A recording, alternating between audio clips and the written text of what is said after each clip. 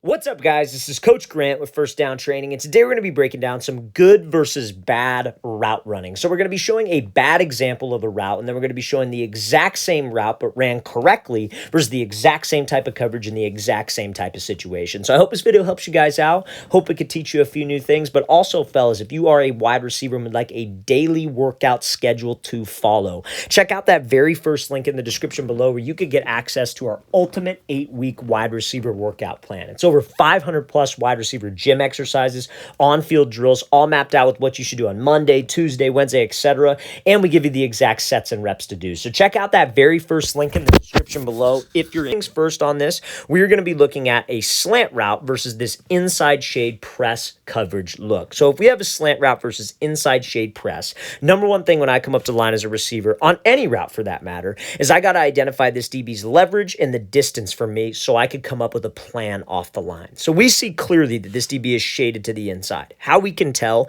is that the middle of his body is even with this wide receiver's front foot, and his inside foot is lined up like to the left of the wide receiver, right? So that's inside shade. We know being inside shade from a DB's perspective, trying to stop the inside route. So that's the exact route that I have to run. Now, we also want to pay attention to how close he is, because that's how we pick our press release. Like, let's use a fade route, for example, just to keep it simple. So let's say we're running a fade. DB's right up on the line of my face like this. I know I don't got to close any distance with him. I could just give him a quick move inside and then go. Attack his leverage, make him think we're going inside, then go fade, right? Now, if he's 2 to 3 yards off and I got to go run a fade, I got to close that distance for 2 to 3 yards. I got to bring the line of scrimmage to him, then give him a move to the inside. So that's how you pick your release. That's what we want to identify. So we see a DB's lined up inside shade. I got to run a slant. I know that I'm probably not going to be able to release inside. This DB is too disciplined. He's not going to give up the inside route. And that's the mistake that this wide receiver makes. So he just gives a quick little jab and tries to force it. DB's got hands. He reroutes him to the inside. Like, there's no reason, fellas, we should even be close to the hash mark when we are running a slant route from the top of the numbers. We cannot get rerouted that far inside. Now, this situation is one-on-ones, right? So it might be okay because there's no other receivers on the field. But let's say, for example, we had to run a slant, and let's say I had a slot receiver here and he's running a flat route. You get rerouted to the inside like this because this DB, again, his job is to not get beat to the inside. So if we try to force it, he's going to get hands and he's going to reroute us. And we're going to be running into other receivers and screwing up spacing on the play. One defender will be able to guard 2 routes, and that is not good. Not only to mention that when he gets hands, that disrupts timing with the quarterback. So what should you do in this situation, right? I'm going to play this full speed. What should you do to be able to get separation? And that's what we are going to look at next. So this release, again, same idea. Inside shade. He's got to run a slant. This DB is a little bit further off than the last example, but what he would do would be something called a diamond release. So what's a diamond release? A diamond release is because, like, when you draw a diamond, you usually start out with 2 45-degree angles. So a diamond release is where you take off at a 45-degree angle at this DB's outside shoulder, outside hip for 3 hard steps, and your goal is to get him to flip his hips and think fade so we could slip back underneath. So let's play at full speed. So he comes off the ball, 3 hard steps, gets him to flip, and you see how he's able to win on that slant route. And maintain spacing, maintain timing with the quarterback, because it is a 3-step slant, and you're only taking 3 steps to the outside, so it should time up correctly. We just can't allow him to get hands and reroute me way to the inside. So when we do this type of release, fellas, it is very important that because we're trying to make this DB think what? We're running a fade. So we got to make sure that we are running fast. We got to make sure that I'm gaining ground with my stride. I'm not taking short, choppy strides, and I have good body language. Everything about this get off right here needs to say that I'm doing a fade. 1, 2, 3. Put the brakes on that second, third step, or maybe just the third step. And if we sell it enough, we could get this DB to this position, that hip open position, to where now I could get separation.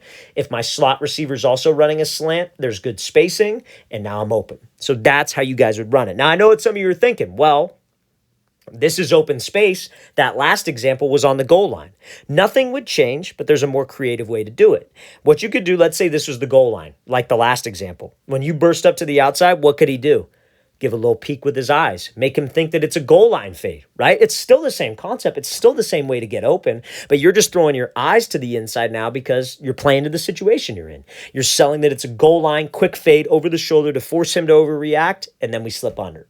Now, again, if you keep your head down on the goal line, DB might not believe that. So you got to be able to differentiate the two. There are little details that you can add based on the situation that you're in, but conceptually, it is the exact same. So let's play it full speed one more time. Great job by Gallup pushing vertical and getting that DB to flip. So now, next example here is going to be an example of a receiver running a dig route incorrectly versus inside shade press, even when he did the release right, he did the stem right. It has everything to do with the break point. So remember, if I have inside shade press, and we've talked about this before, we talked about this in the video we did last week on good and bad route running with Travis Hunter, right? So we got inside shade press, you got to go run a dig. So this DB's here. We would want to attack him inside, make him think we're going inside. Because remember, his goal being inside shade is to not get beat inside. So we have to run a dig. I'm probably not going to be able to give him just a quick move and cut in front of his face. He will get hands, and he will force me inside. So if I'm running my dig and I end up on the hash, that's not good. Remember, we talked about that on the last week. So we attack him inside. We're going to take the outside release, and your goal should be what? My goal should be to stack him. Get this DB trailing my back hip. And when I stack him, that's when I get separation. Or if this DB's quicker than me, I take this outside release and he's right next to me. I put the brakes on, I could slip under him. But watch what this receiver does. He makes the wrong decision. Good release, good outside break. But why is he breaking down in this situation? Because he had this DB, honestly, right where he needed him. He had him stacked.